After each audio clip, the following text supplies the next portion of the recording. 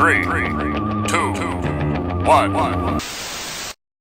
You know what I feel like doing? What? I feel like kicking back, relaxing, getting comfy. Welcome to the Get Comfy podcast. I'm your host, Kalo, as always, here to give you the lowdown, and I'm joined by my co-host. What up, guys? It's DJ AIM, and we're from the future. Ooh. Yeah, through the magic of audio editing, we are coming to you live from the future of the Get Comfy podcast, a future in which we actually sat down at New York Comic Con with the cast of BIGMOUTH to discuss this upcoming season, which is now available on Netflix to stream on all your listening devices and, you know, anything like that, like a phone, laptop, anything. Yeah, and if you guys haven't checked the show BIGMOUTH, though, you have to. It's one of the best comedy TV shows out there now. It's really funny. I cracked up. If you have a dark sense of humor and love to laugh at yourself, then this is the show for you. The brand new season just came out.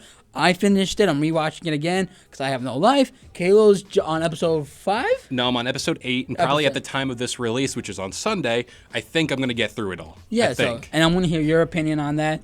It's a great show. You know, season 3, Nick Kroll and them, you guys are beautiful people. If you were here, I would kiss you right now. Yes, honestly. But you know what? This is going to be a longer podcast. We're kind of just going to let Nick Kroll and the cast talk about the show. We had various topics set up that they answered our questions, obviously. And we want to make sure that you guys hear all this information. Yeah, and there was one question we asked, who's more handsome, me or Kalo? Find out. Maybe, maybe not. Maybe at the end, maybe at the beginning. Who knows? But you know what?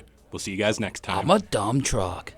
We've been, part of making the show to begin with was animating it and having adults voice the kids so that we could talk about much more mature content and get away with stuff. And I think we're also incredibly conscious if we're making a joke that steps towards the line or over it, that we comment on it to make it very clear that we are aware of what we're doing. And I think that is helpful in allowing us to do more outlandish, crazy material.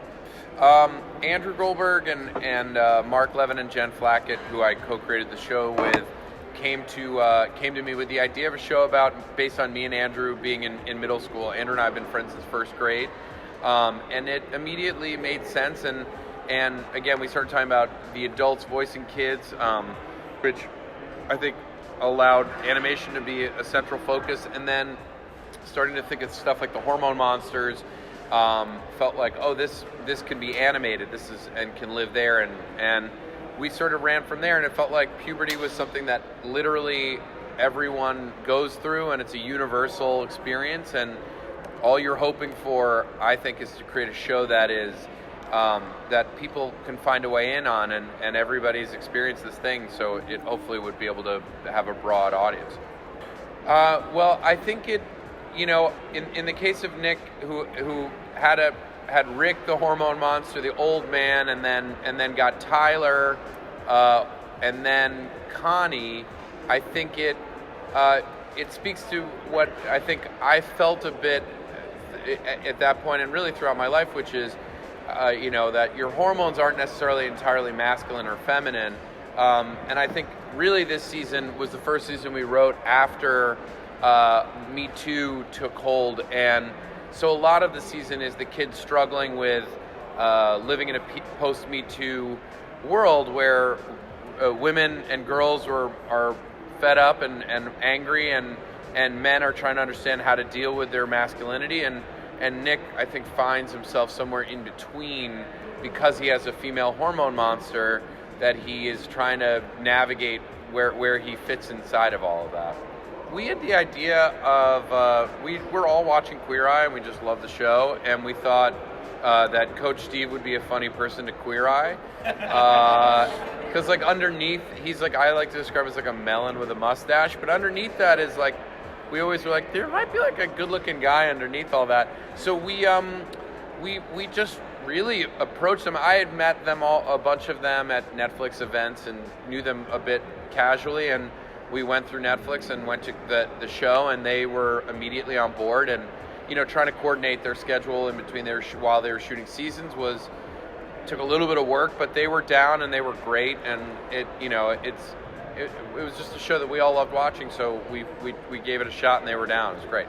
Yeah, we did we did an episode of where the kids put on a musical of the movie Disclosure, the 90s movie, and it came up, we wanted to do a kids musical episode, and we thought, like, what would it be a funny object for it? And I was like, well, the bad example would be like Disclosure. And then it kind of stuck, and I think we kept trying to find another project, but it worked well because Disclosure is this story about women weaponizing sexual harassment and really white upper middle class male paranoia. And it was made 25 years ago. So it's a real 90s kind of movie. And so it ended up being kind of a perfect movie to talk about our way into talking about sexual harassment and everything that has the conversation that the country and the world has been having around that area. And then we talked about it on How Did This Get Made. The How Did This Get Made podcast, which I'm one of the hosts of, we did an episode dedicated to the movie Disclosure that allowed us to talk about it and then also talk about the episode of the Big Mouth this season. Jesse draws them all. I draw them all, but I also I have them all already drawn. So then Nick just tells me which one he needs. We have an incredible character design team and animators and we I'm trying to think. We in general with character design, as much as possible, we try to, when we cast someone, we try to use that person. Like the Shame Wizard, we had been working on the design for. When we got David Thewlis to voice the Shame Wizard, we then sent the design. We sent our designers pictures of David to then go back in and add some of the details of it.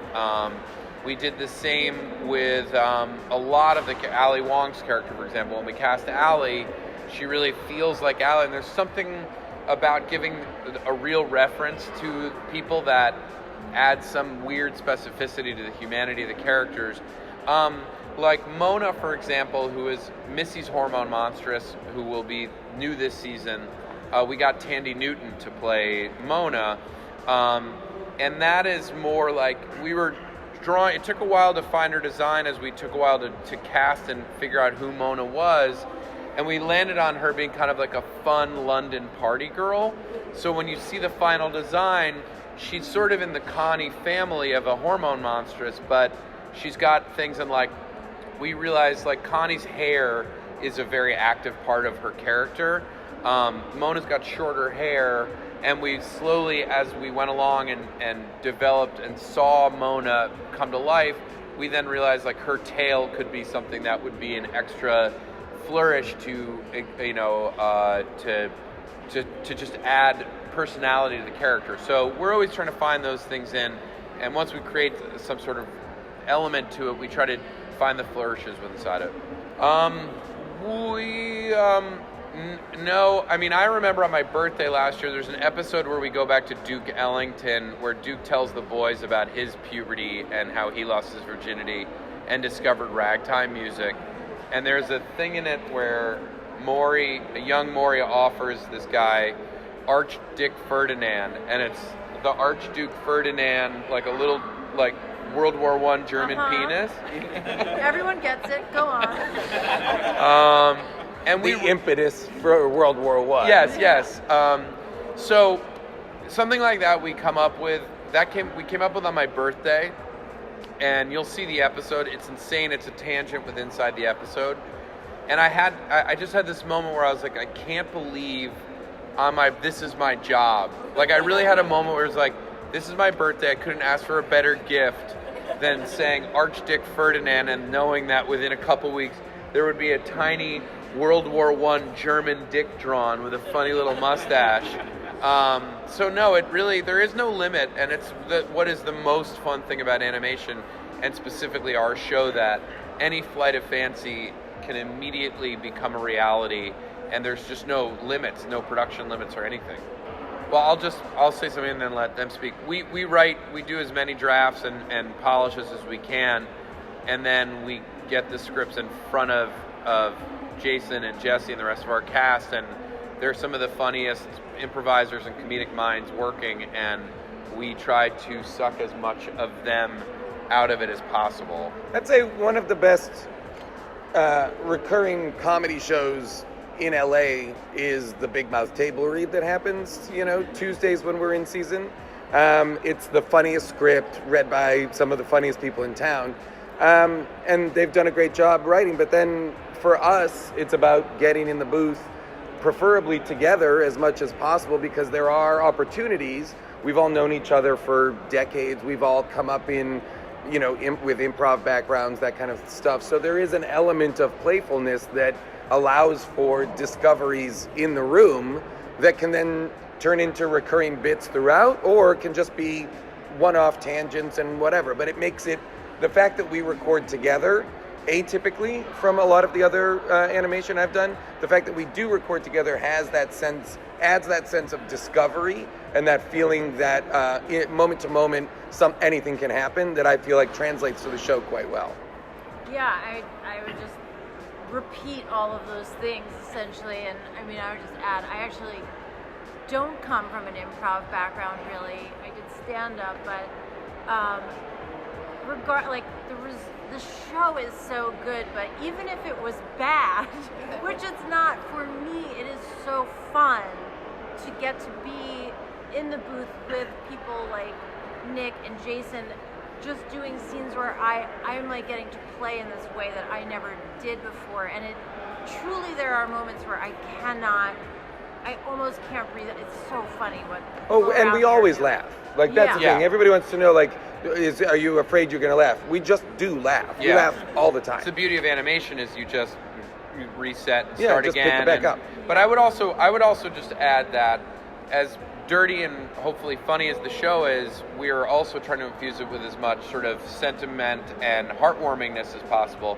And I believe recording that stuff together is as useful as the improvising that we do, because to be able to act with Jason or Jesse or Maya, or John Mulaney or Jenny Slate or whoever I'm working with, there's a humanity that's infused when you're acting opposite someone versus just doing your lines alone in a booth. And so I find the collaborative process of the more dramatic stuff to be as important to be able to work with other people.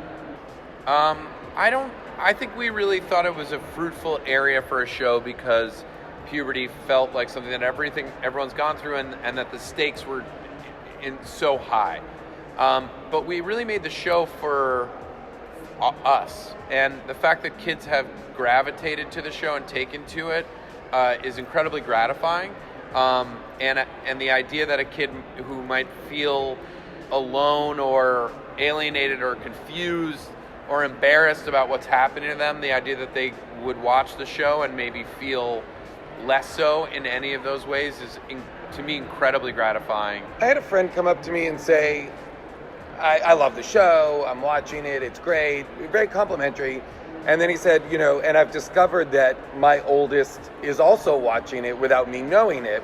And that at first made me nervous, but then it has precipitated a number of conversations between us that I would never have brought up, that she would never have brought up. But because we had both shared the show, we could talk about the episode of the show and how it dealt with a thing. And that to me is pretty remarkable, that singular individual experiences can be bringing together parents and children to have conversations that both might have been too embarrassed to start on their own.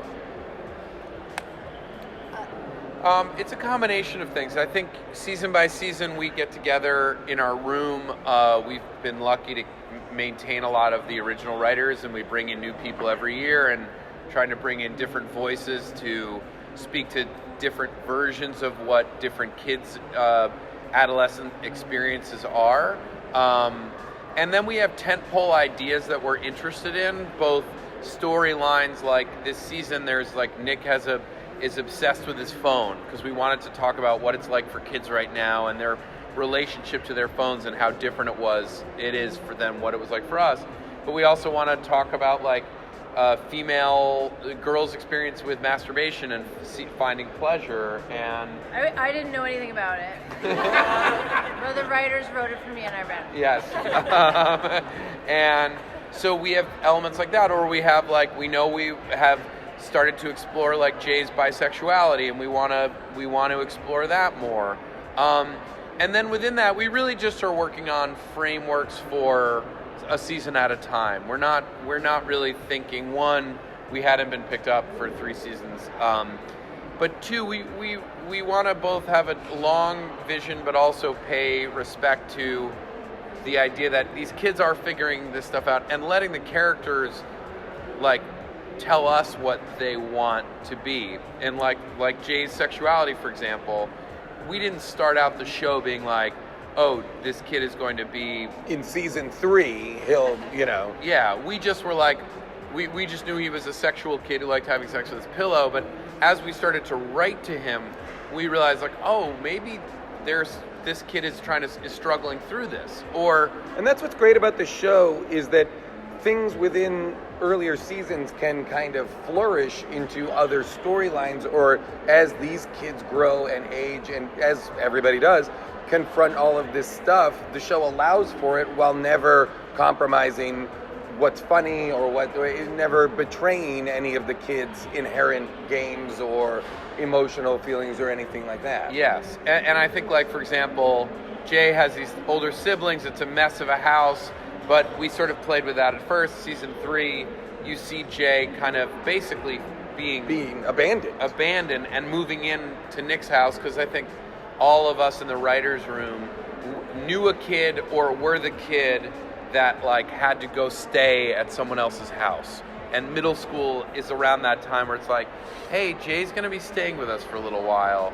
And there's a lot of comedy there, but there's a lot of pathos there and a lot of truth that I think people can understand at that period of life, like that happens. And like, we didn't know that was going to happen, but it felt like it was. But we could have predicted discover. it. I mean, look at that house. I know. Jay's really in it. Yeah.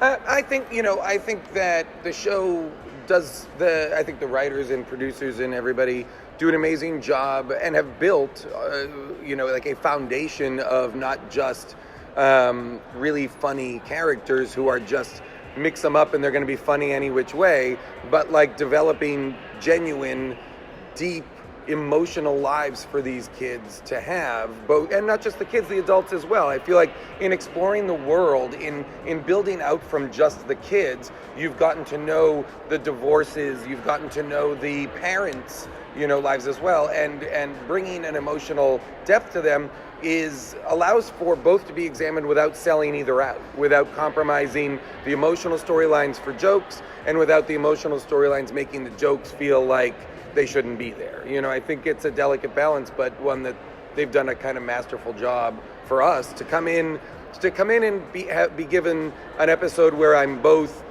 very emotionally distraught because I've been like home alone by my parents, but then also be able to make like deeply funny sex, like dirty jokes, and have both be possible because they are the expression of this kid's careening id and insecurities. I think that's kind of great.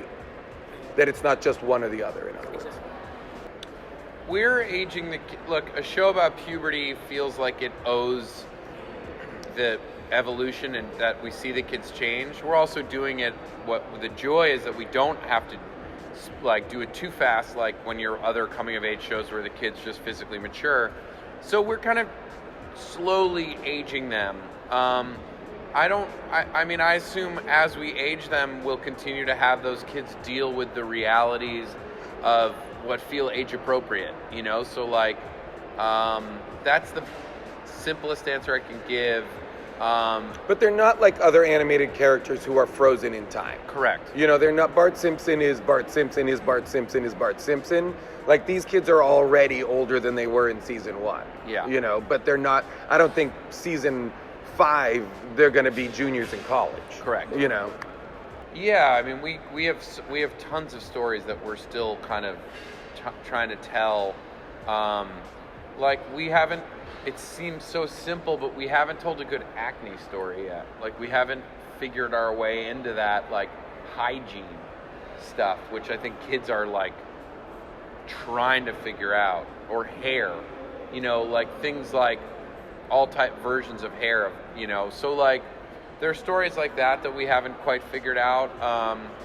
But we're still, the beauty, again, is, like, there seems to be no end to the amount of stories in adolescence and puberty to tell, and I think we're, patiently trying to, make our way through them. Well, Andrew and I grew up in Westchester. I grew up in Rye, and Andrew grew up in White Plains, and so it just felt like that was our experience. So it felt like a decent place to set it, and just felt like suburbs, and it was the easiest place for us to speak honestly to what our experience was like. The beauty of animation is you have so many different moments within the process to figure out where the line is. So, we've got a table read, we've got a record, we've got a radio play, we've got an animatic, we've got a color final screening. So at every one of those stages, you can leave a joke in, and if it doesn't feel like it's appropriate anymore, then you pull it out. There's certain things where like, oh boy, that's a lot of, masturbation jokes, that's a lot of jokes, that's a lot of fart jokes, whatever it is, you find that line, and we screen episodes, and we can, with everyone in the office, and so at the animatic stage and at the color stage, so that is a very helpful way. Every episode we've recorded, Jay has, for example, violent diarrhea. Yeah. Every episode, and yet it just gets cut out every time. So one of these times there's going to be just a full diarrhea episode. Well, I mean, just to be the fair, diarrhea-sode. To be fair, that's your improvising, Jay. To be fair, and this is where a little bit of my life comes into play for Jay. Speaking of which, I gotta go to the bathroom. Yeah, this is Jason's method, is that he always, every week. Every character I play has violent diarrhea. You hold it all week. Yes. He has a big plate of fettuccine Alfredo and then comes with a record. Yep. I take one wet dump a week. One wet dump a week.